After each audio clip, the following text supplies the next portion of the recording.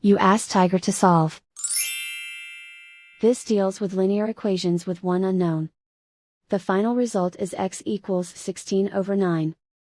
Let's solve it step by step. Simplify the expression. Multiply the fractions. Break up the fraction. Find the greatest common factor of the numerator and denominator.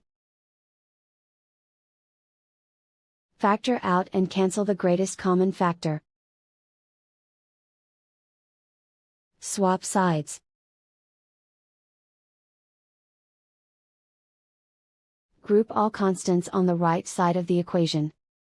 Add 2 to both sides. Simplify the arithmetic.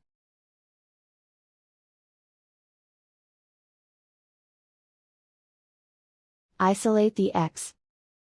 Multiply both sides by inverse fraction 2/9.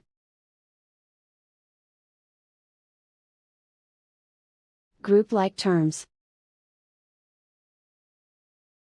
Multiply the coefficients. Simplify the fraction. Multiply the fractions.